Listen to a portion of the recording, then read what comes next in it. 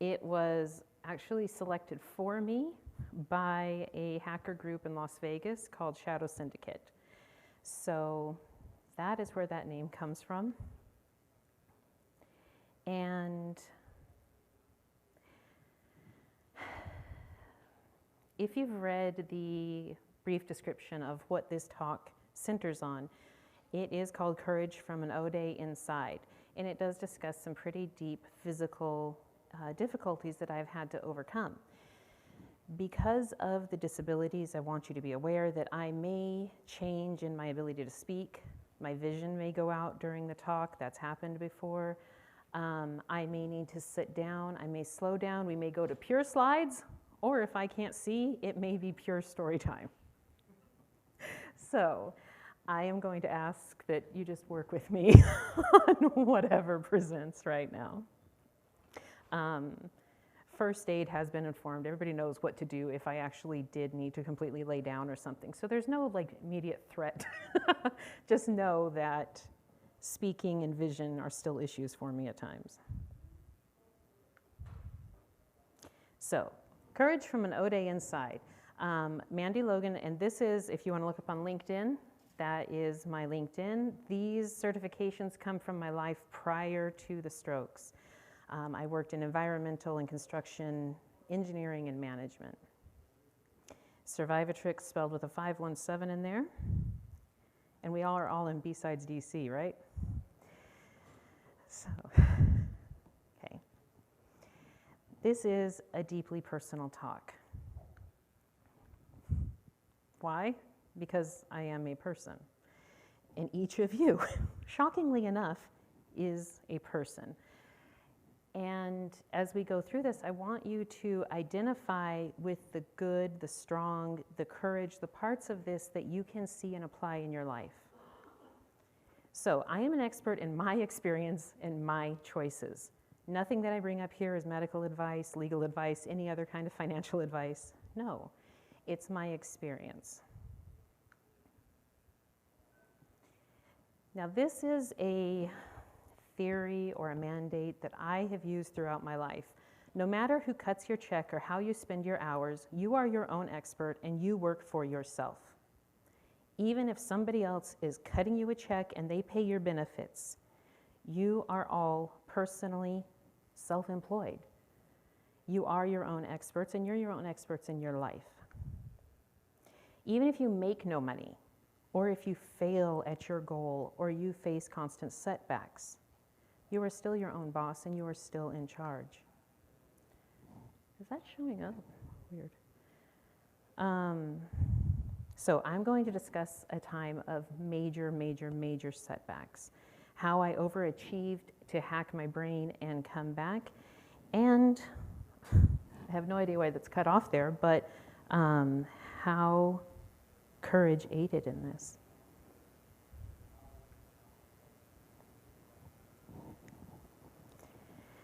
So I came to information security kind of in a roundabout way. I am not employed directly in information security or anything at this time. I came to it following the attacks because I went through a very major stalker situation and I had to learn wasnt and strategic maneuvers and all the things on the fly.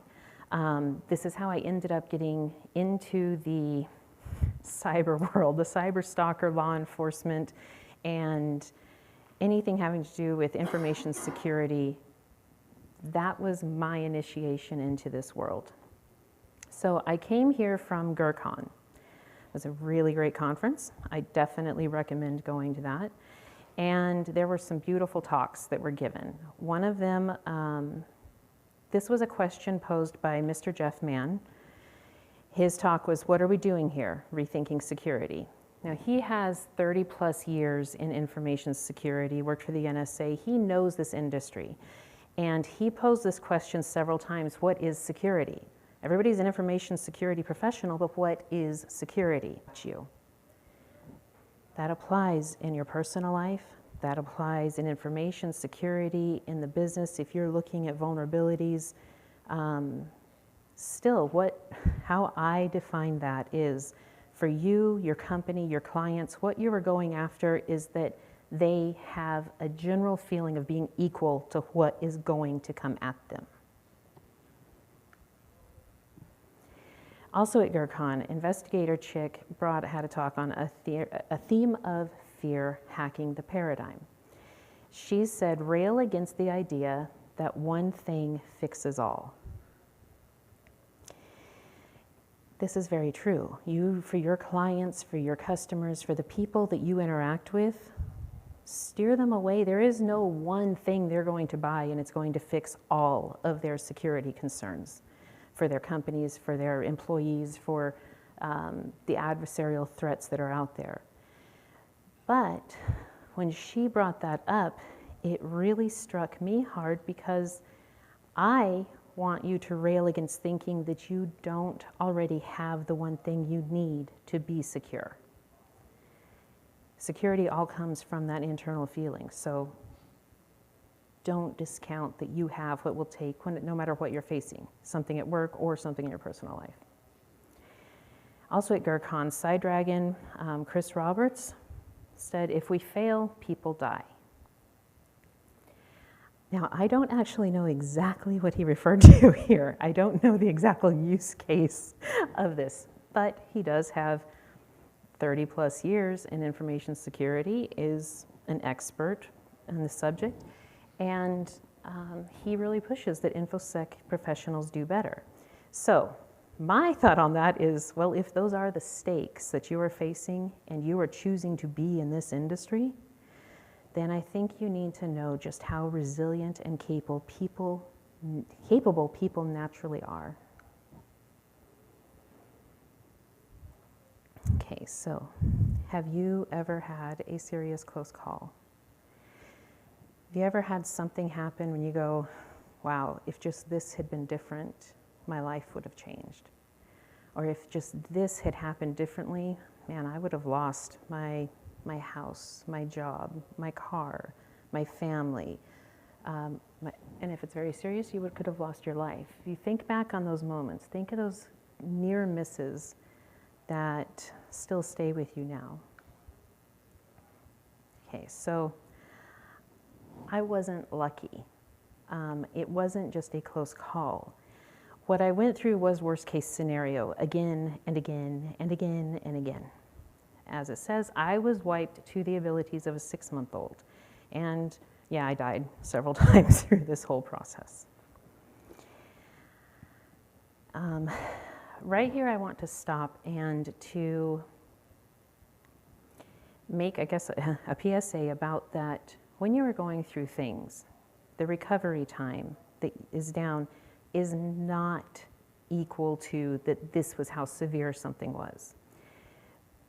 So if you are doing incident response, or if you are dealing with something personally, just because whatever you faced only took a day or a few weeks or a couple months, or it was never even discussed again, doesn't mean it didn't have impact.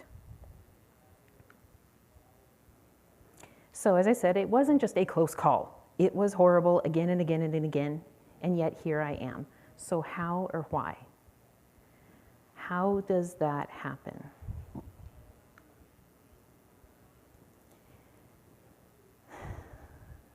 When I think about that, I have to go back through my life and think about all those moments and all those choices that helped me build courage. So this is a listing of things that I faced, that I have had to deal with in my lifetime.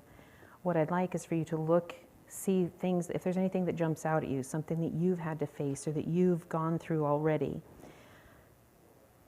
Pay attention to that and to the skill and ability that you have developed because of facing those. So this, I didn't have any background or history in dealing with brainstem injuries. I didn't have a technical background. I didn't have a therapy background. I didn't have a medical knowledge background. So when what happened to me happened, it's not as if I could just go, oh yeah, I know exactly what resources to go for here. No, I had to pull from what was there. Same thing whenever you encounter an O-Day or you have a breach or you're going through something massive, it's what you already have with you is what will help you. So my objective here, we're going to highlight how safe we really are. We're at all these security conferences, and yet very few talk about, like, just go ahead and feeling safe. Right now, we're safe. In this room, we're safe. Again, security equals the solidness and feeling equal to what may come. That is my definition for security.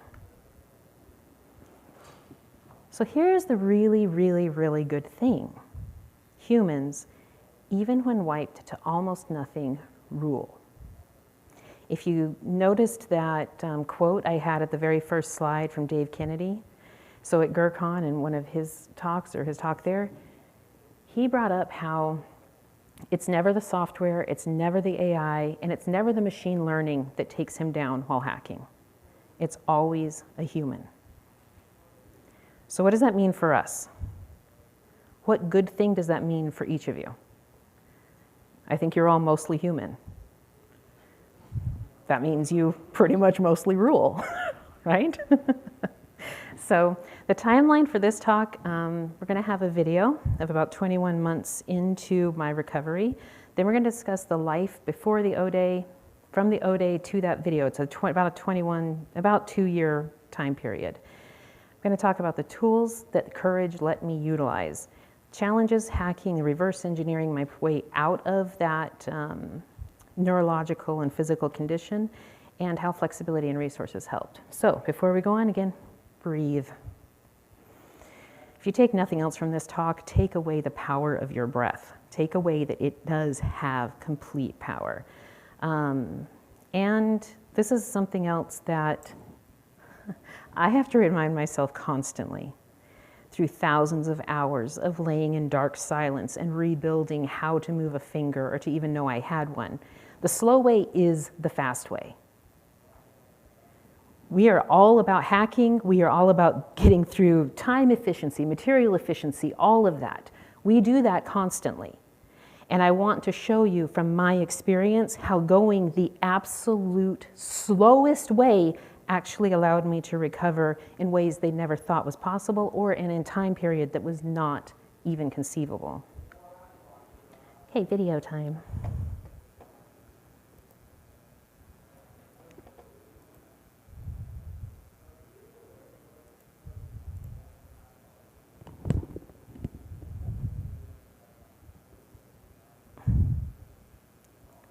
Sorry, just a minute.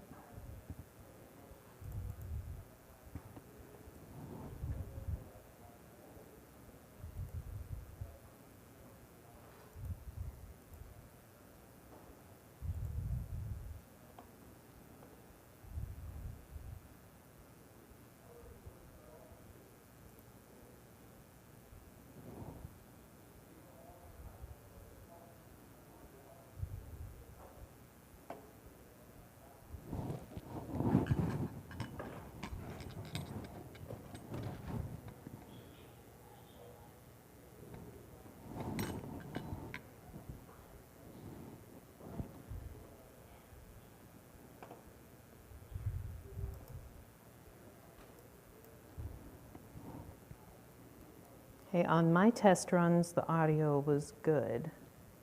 Where's the AV?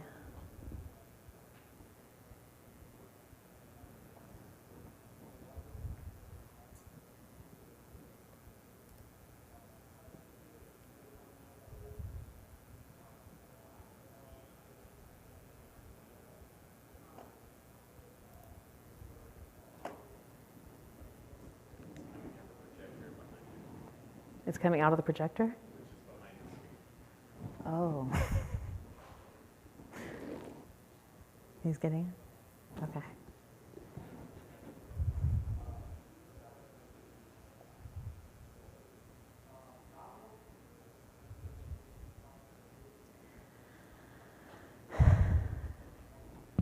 So while they're looking into the audio working, I'll go ahead and say, like, what happened basically that caused the injuries. I'm not going to go into long, drawn out.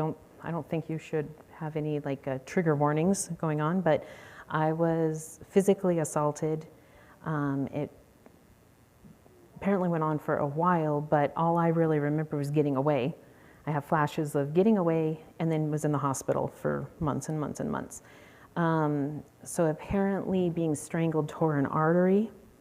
It caused a left vertebral arterial dissection, and that created a blood clot that started breaking off. So aside from having other physical injuries, the internal strokes, there was brainstem stroke and then several cerebellar strokes.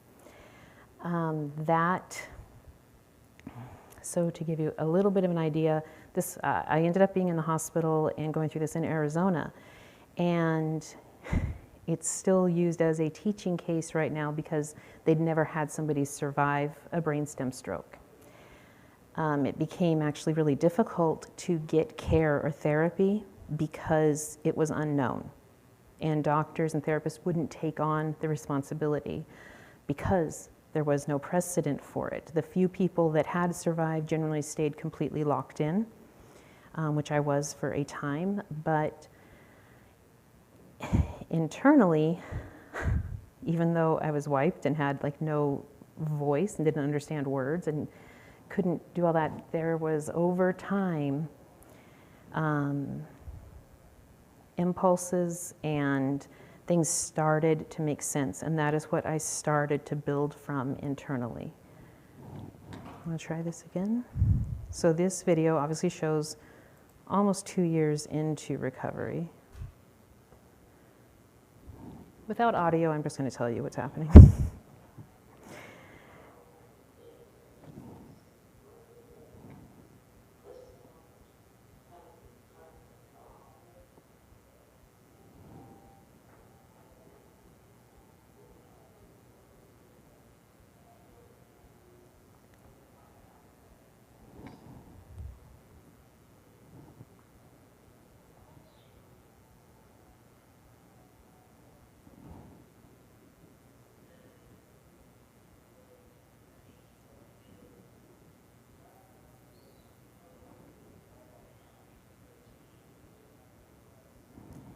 So I'm saying my brain feels slow and fatigued. I don't think you can hear much of what's going on there. So we can play it if you want to just watch it, but this was in another nursing home. This was about 2 years into it. I was in a nursing home, and the key point and takeaway from this is what you were seeing there is absolute peak operating. At that point, me saying 8 words, I would have to spend tens and 20s of hours trying to figure out different words to say, and I would practice for days upon days upon days upon days upon days to try to say it. So what you're seeing here is that as I'm in the nursing home, I'm sitting up because they propped me up and everything. My left side was still completely dead and gone.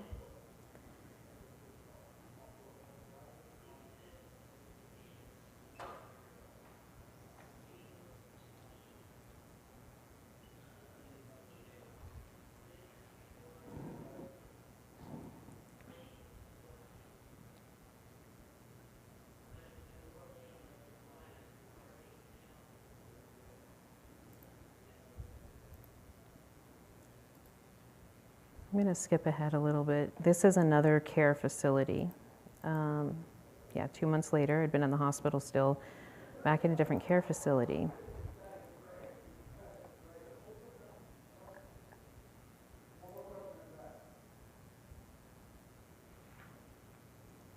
Isn't even playing. I'm sorry? Yeah. But I don't know now, like with on time, like how I could hold the microphone up.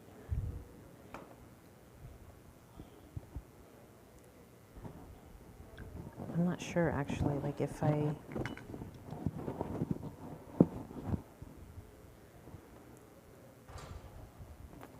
if I take the HDMI out,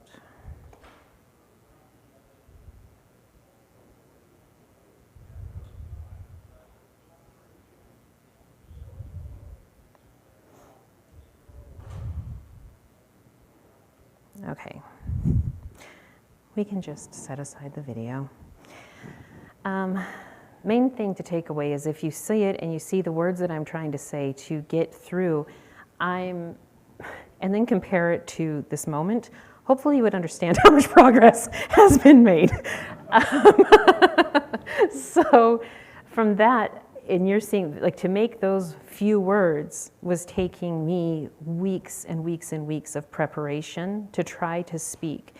And that was without dressing myself, without showering, without bathing, without eating, without doing anything else.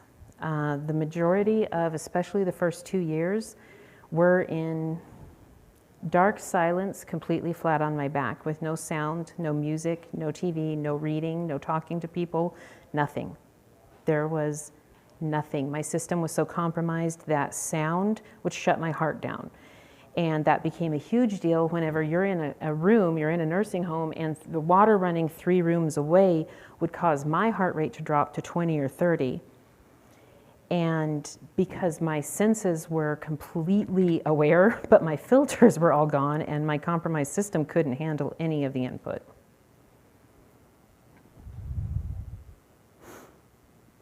I'm sorry, I can't see how to...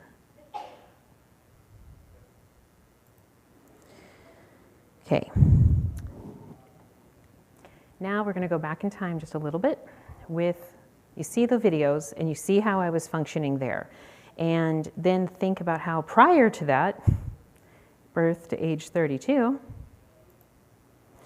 I had done a lot of things. I chose just a couple pictures to try to represent that. And I can't see why this won't go back to full screen. Sorry, is that it?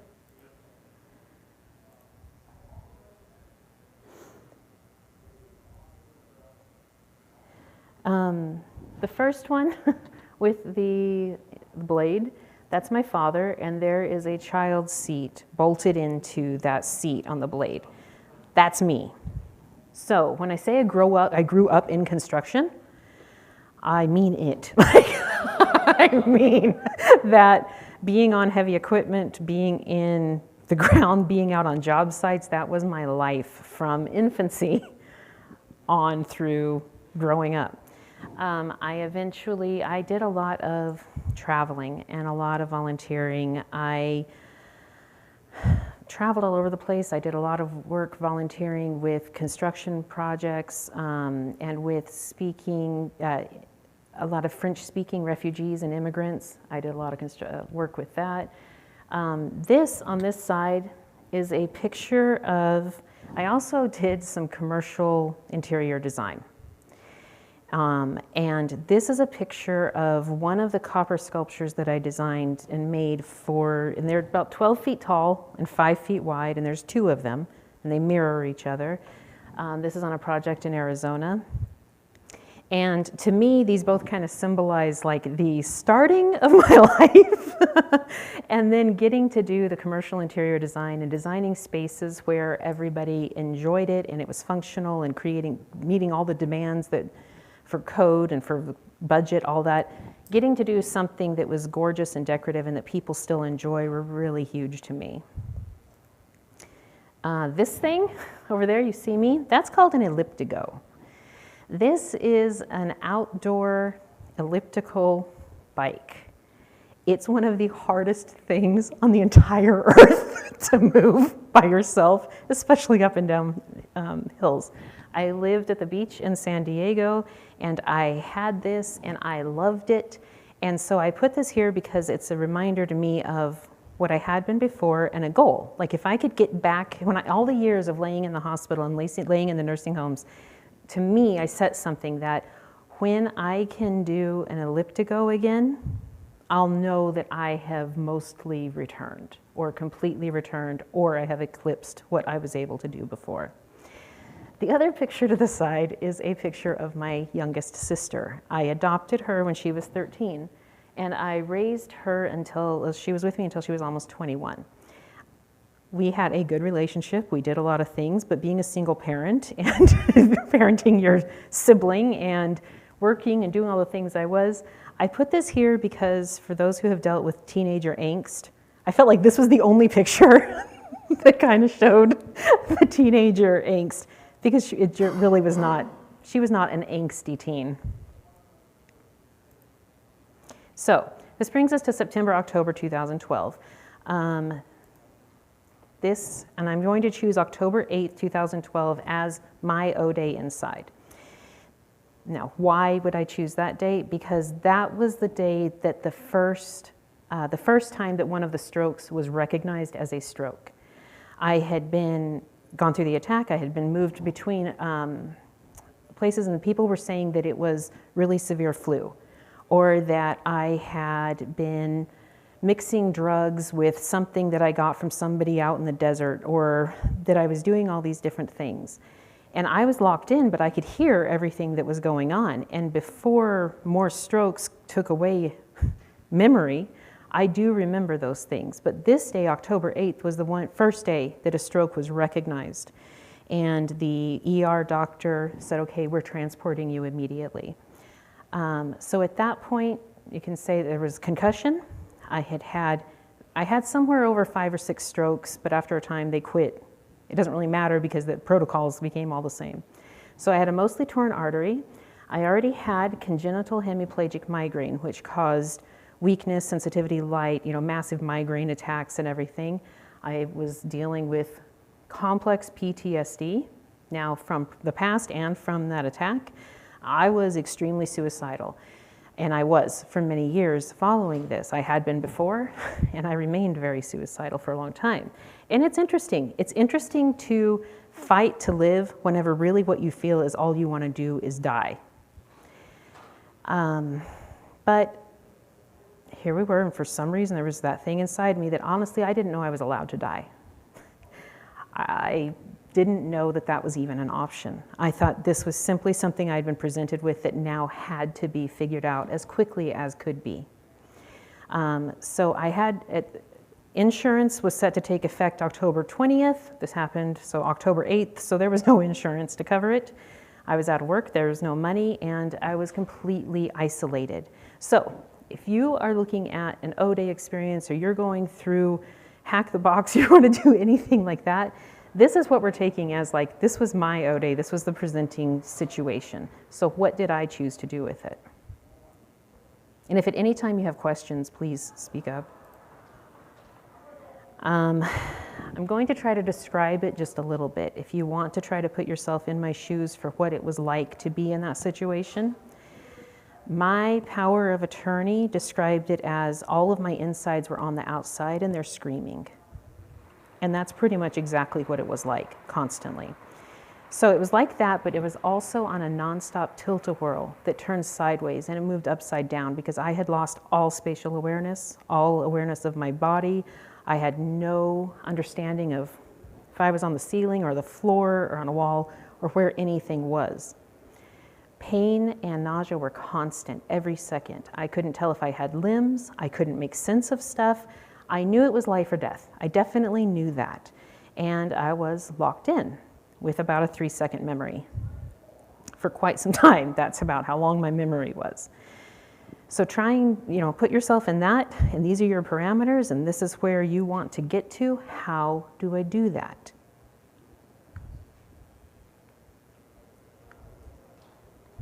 Oops. Breathe. So breath was what I had. There wasn't anything else. Any challenge that you are facing, you have the exact same thing. You have breath. And if you don't have breath, then you probably don't have a challenge anymore. That may sound cruel, but it's true. So if you still have breath, you can overcome. So put this here because we're discussing now between the time of this injury up to that video, I was at best externally a cave woman, at best. And internally, what was the weird thing, like because there was no internal voice and words didn't really make sense, internally, it would be like, want, want, and that's all that would go on again and again and again and again. And so eventually, over weeks and months, got to where I'd be like, oh, I want water. But internally, want water, water.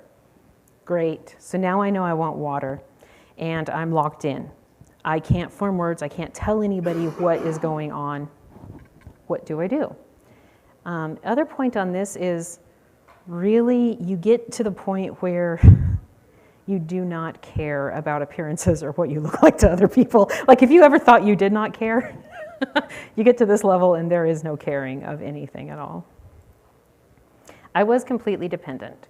So if you were thinking of this and you're thinking, okay, this is where we're faced with, this is what we're going to do, I'll get up and I'll do this, or I'll look this up, or I'll do that, or I can take care of this. No, what I had was what was internal. I was completely dependent on the external world to provide for me, but I couldn't then go out and just get more information or even tell them what was going on inside. And I couldn't be moved. Because of how the artery was torn and all that, physically I couldn't be moved, but then also I couldn't move anything except an eye. So it didn't really matter, but I couldn't be moved, like to another facility, to some other place to go to. So in that situation, what did courage that I had already built previously allow me to see?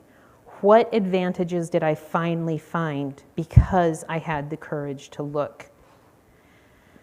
So here's some principles and tools that came up over the months and over the years. First, think God's thoughts, and again, I didn't have a technical background, but I would try to think mainframe thoughts. So instead of thinking about what was going on internally or what I couldn't overcome, I would try my hardest to think from like a God view on what was being seen. What was externally representing. And I had done a lot of isometric drawings and doing drawing plans and stuff. So doing things from an external view made sense to me. It also kept me from pitying myself too much or from just giving in to the sheer horrific terror and pain. So I would try to think of the biggest thoughts that I could, an impression, and a lot of times there weren't words, it was just a view, it was just an image. Next big thing that really mattered was that I had to take the attitude, or I did. No one owes me a single thing to make my life more convenient. Nobody owes me anything to make it better. If they do something that makes it better or more convenient or helps me, wonderful. That's amazing. I love it. And I draw strength and care and love and wonderfulness from that. But I am not owed a thing. And it does not matter what the relationship is. Through most of this, I was completely alone. There was no family with me. I didn't have a mate or a partner or anybody else. So I did have a good group of friends and people I had volunteered with. There were people who came to visit, but there was nobody who was invested in the day, minute by minute, of what I was going through. So that required then that I took a certain kind of responsibility that I think a lot of people, when you are facing especially health crises, you don't take because you're in so much pain and you just want somebody to help you. I kind of tried to switch that in my mind to make sure that I knew I could get more. And I wanted it, but I was not dependent on other people. So I used humor. Humor was, in fact, as the strokes were happening and I couldn't stop that, the one thing I zeroed in on, the only thing I didn't want to lose was humor. Because I figured if I was going to be a vegetable, I was going to be a funny vegetable. And if there are alien beings scanning my brain waves, or if there are angels who are listening, or there are other people, I want them to die laughing because I'm being a great funny vegetable. So prior to that, I did have a years-long spiritual practice. Being able to meditate, to silence my mind, to pray, to focus, to journal, all that, I had done that my entire life.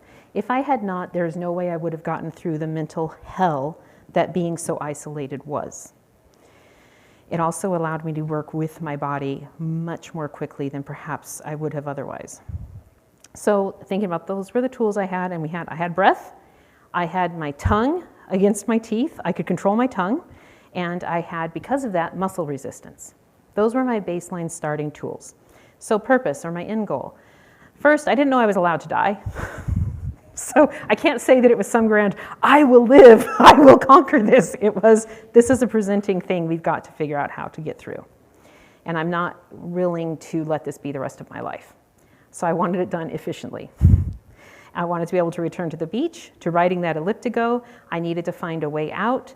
I had to make connection. So many of these talks and these things that we go through within the industry and as humans, we constantly talk, whether it's about networking, the computer, or networking as a human, it's all about making connection.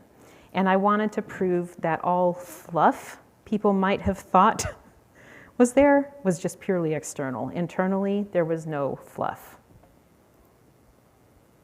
But I had to know what was going on inside. How was I going to do that? There was this cloud of overwhelming data. As I mentioned before, whenever your senses have all their filters stripped and your brain, the processing part, is compromised, it's overwhelming data. There's just stuff coming at you that nothing can process, and you don't know how to categorize it or deal with it. I did learn very well, though. If you don't know what to do, it's the wrong time to act. Just wait. Same thing in your job, in your life, and all that. If you don't know what to do clearly and you feel like, heck yes, this is what I'm going to do right now, you are the wrong person to be making the choice. Give yourself a minute. It might only take 30 seconds and the thought will come to you, and it might take weeks or months or years, as it did for me, but it's the wrong time to act whenever you don't know what to do. Eventually, what surfaced for me was a story from my childhood, and it was this old prospector, a gold prospector, who used to come and hang out with my dad at times. This prospector would go out into the desert, into the hills, and he would pan for gold and other precious metals, all kinds of precious metals. What returned to me, one of the first things that returned to me, was him talking to me about how he would separate out the metals. He had developed a system using a super bouncy ball on a string as a pendulum. He created a pendulum, and then he had figured out within his system what the frequency was of that metal by how many times his body moved that string, and he would count those. And because he had figured out and tuned into his body that much, he could break it down with what metals he was actually had, and then he could take it to the assay office and have it broken down, and they could confirm that he had done this accurately. He got to where he could also test out what the percentage of each metal that was in perhaps a lump of ore that he had. I remembered that because I remember him talking about everything has frequency, everything has an electrical current, and everything in your body will always use it slightly differently than anybody else's body. So it will be particular to you. So I remembered that idea of an electrical current. I had my tongue, which means I had muscle resistance. This was my thought, was that a closed circuit is good, strong, right, or on, the muscle stays strong. Anyone familiar with applied kinesiology will understand this concept, or muscle checking or muscle testing. I figured then that the one thing I had was my electrical system working internally, and that I could harness that by using my tongue pressure against my teeth. So I would press, let's say one of the techs or the doctors or nurses walked in and they asked me a question, and my consciousness was or my brain was so injured that I couldn't consciously comprehend what they were saying. I had a lot of trust that somewhere in my body it was understood. I may not be able to access it, but somewhere in me it was understood. So if it was understood and my muscle could create a closed electrical system, if my tongue stayed strong, I said yes. That's what it came down to. If my tongue was strong, I said yes. I'd have no idea what was coming. I wouldn't know if they were going to bring me food. I wouldn't know if they were going to bathe me. I wouldn't know if we were going for testing.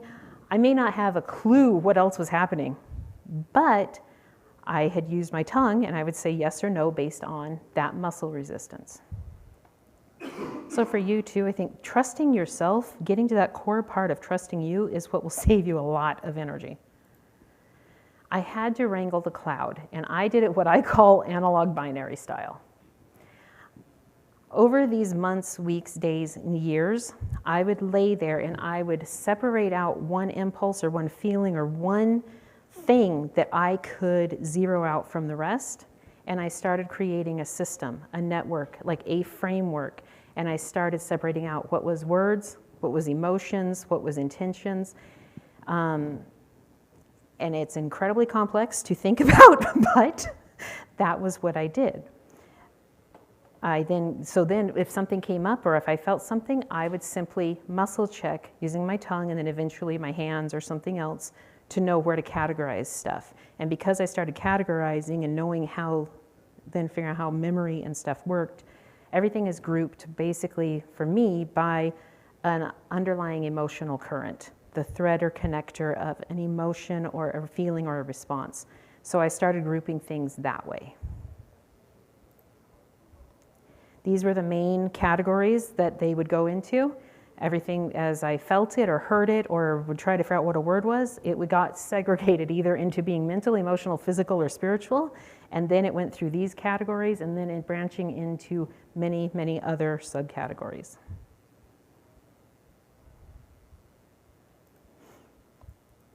So even though I may have just been laying there and it looked like I was just sleeping, even when I looked completely calm, I was working. I think for all of us, we should recognize that even when you're just sitting here and listening to me, you are working. You are doing many things. When you are at work, even when you just are sitting there staring off into space, you are working. Give yourself credit for all of those times. So 350,000, that's about the number of sessions that I did in that first 2 years to start learning how to form words, how to use my mouth, how to do all these different things. I did about 350,000 sessions building all the minute building blocks to be able to do so. And I did it rather obsessively. It was what I could do. And I had to have like something that, even though I couldn't go at my brainstem directly, I figured if I could free up all this other stuff, it would free up bandwidth and my body could handle the brainstem stuff. I needed to be able to handle the other stuff that was presenting. I really wanted pain to stop too. One of the biggest things I had to learn was what wasn't mine.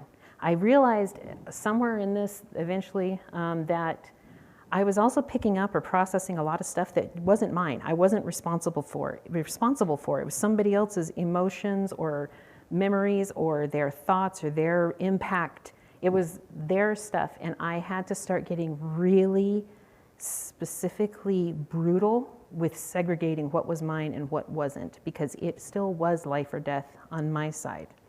I would look for then a common electrical signature. I allowed my senses to tell me when a common electrical signature was present, and I would resegregate out my stuff to that person.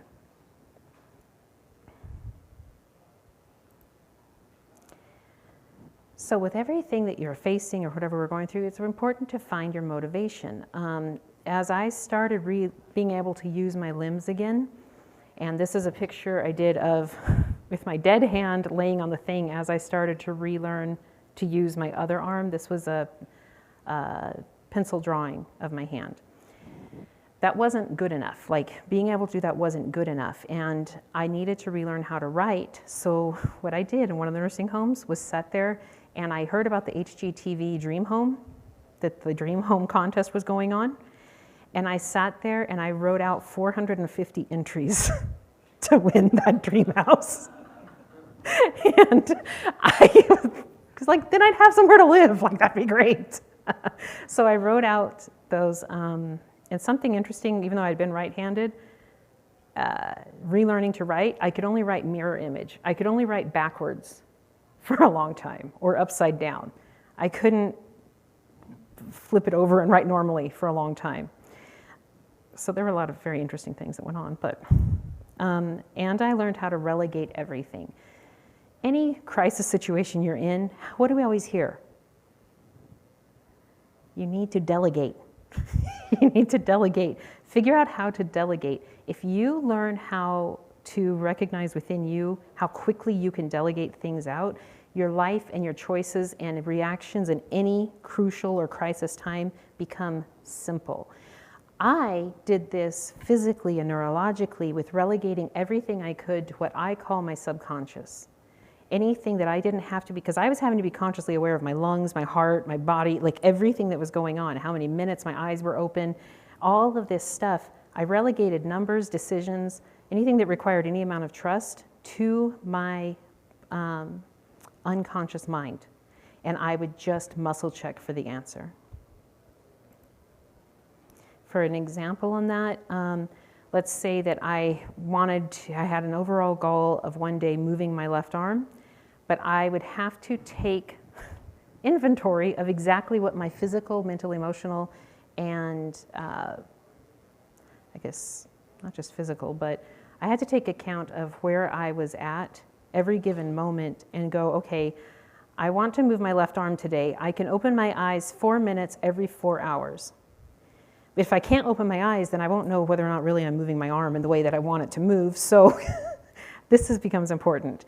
I know that I can set up for 20 minutes, probably for the entire day. I can visualize this, though, 100 times. And then I have to sleep 16 solid hours.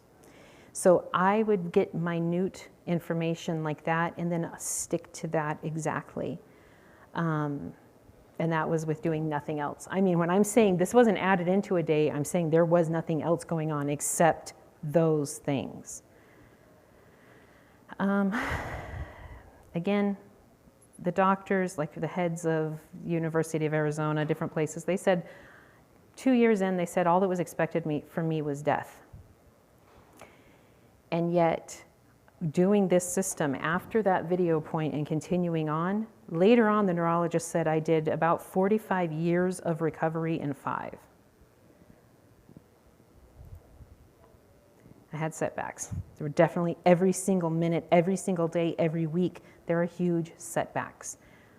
For you, you have setbacks. You have things that don't go the way that you want them to. Your job, your life, whatever your plans are for the weekend, you face setbacks.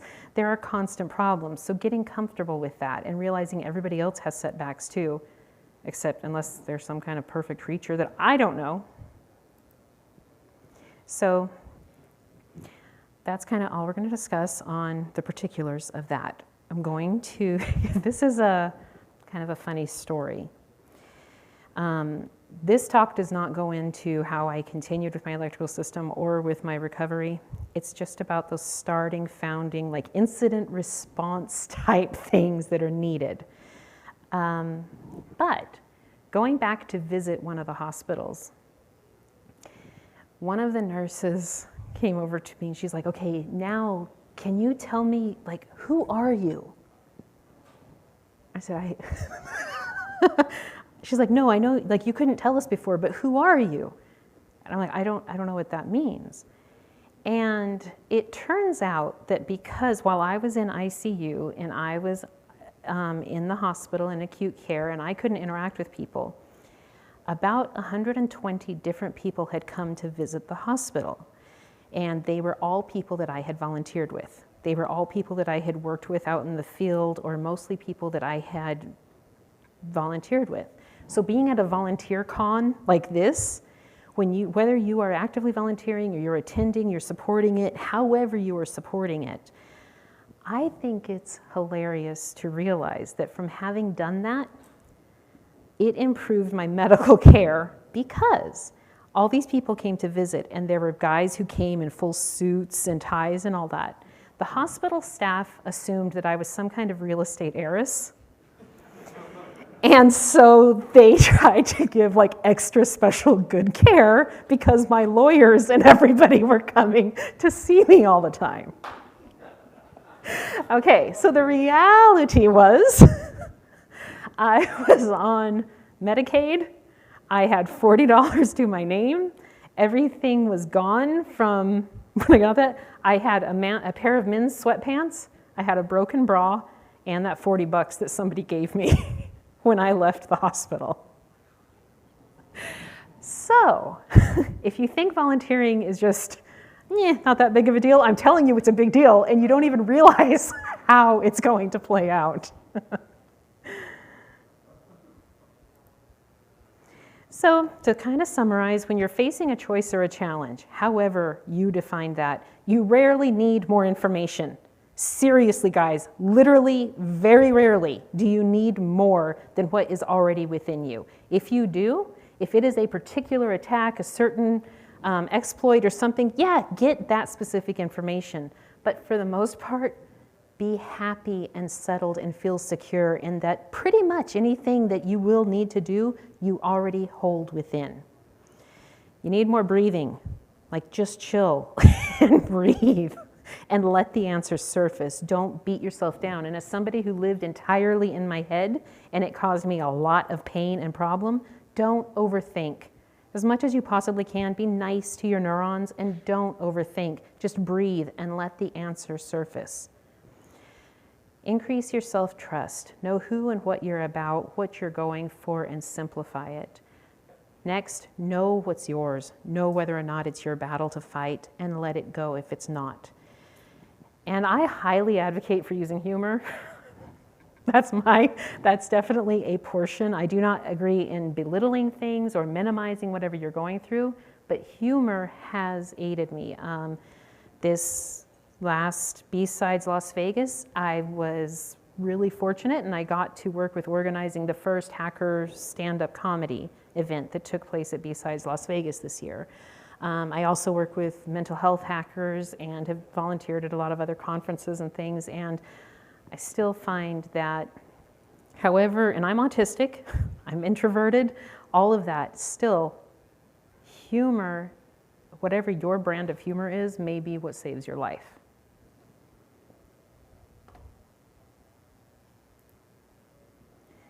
So I definitely recommend for you right now, today, tonight, take a few seconds and write out some things that you've come through. Write out 5 things that for you were massive things that you have overcome or that you triumphed in. Then think back on that and see where the courage and the tools were. Like, how did you have the courage, or what courage can you now take from that? And see what tools did you already possess that allowed you to get through that. And again, the slow way is the fast way. Because I was willing to slow down and not force my body any more than what it took to just keep slowly improving, I was able to make recovery that was never before possible. So the slow way, as painfully slow and far away as I was from all of society for these years, the slow way is the fast way. Because now I'm definitely doing far better than what anybody in any of the hospitals or the therapists or anybody I have worked with ever thought possible. Again, so from the video time to now, I think you see there's been some improvement. I have not been on an elliptical yet. I am not at that point. I still spend about 85% of my time completely alone in silence and all that. Not because I want to be. It's not actually my preference. It's what is generally required, and I keep seeing my recovery times decrease, which is a good thing. I do recalibrate daily. Every single day is different. I have to give up plans and ideas that I held yesterday because I have to change to what is actually presenting in the moment. But I can't be afraid of losing. And for you, don't be afraid of losing. Don't be afraid of losing on anything that you want to go after. And I spoke at Diana Initiative, and somebody asked, what was the one thing that I would want other people to know? I said, if you are going through something, first of all, before anything else, figure out if you can feel love. Figure out if you ever have, and figure out how you feel it. Ask, if you want to help somebody else, one of the main things I would ask them is ask them if they are capable of feeling love. It makes a huge difference. I didn't feel it for the first time until about a year and a half ago, and it makes a huge difference. So, thank you all. Hack your life and think with your body. Thank you.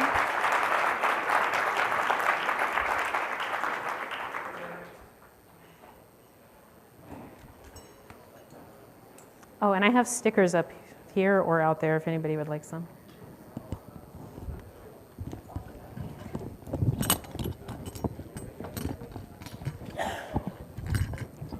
giving time indications at all?